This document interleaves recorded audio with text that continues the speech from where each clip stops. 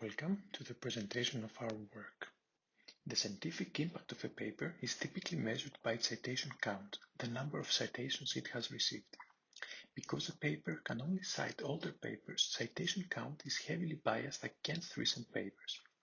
While it might be easy to assess the impact of papers from 10 years ago, see for example Test of Time awards, it is much harder to assess the impact of recent papers. In fact, to safely assess the impact of a paper, one must be able to look at the future state of the citation network to eliminate this age-related bias. In this work, we define the short-term impact of a paper as the number of citations it will receive in the near future, and we study the problem of ranking papers based on the short-term impact. In other words, we want to rank the green papers based on the unseen red papers. To predict the future state, we need to introduce assumptions about how the citation network evolves. The first assumption is that the page rank of a paper at time t indicates the chance that the paper will get cited at time t plus 1.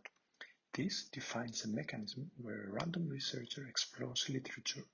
While reading a paper, the researcher may either choose to further read one of the paper's references or pick another paper at random. The second assumption is that future papers can cite only the current papers that we wish to rank.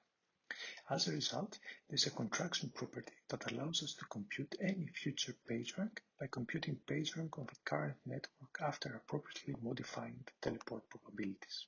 As a result, from assumption 1, we have that the short-term impact is proportional to the sum of future page ranks.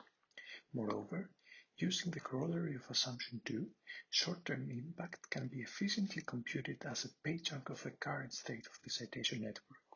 The difference is that we have to account for an additional teleport probability which we call attention. While attention is expressed in terms of unknown future quantities, we can estimate it from history. In our evaluation, we investigate two citation networks from different domains, APS for physics and DBLP for computer science. We vary the ratio of sizes of the future state versus the current state, which we call test ratio. From the future state, we extract the ground truth ranking, and given any ranking, we then measure Spearman's rho and NDCG at 50. We compare attention rank with two variants of our approach, without and only with attention, as well as with 5 methods from literature. As we vary the test ratio, results show that our approach outperforms all competitors, particularly in terms of Spearman's rho. We also see that attention is an effective mechanism, but not on its own. Thank you very much for your attention.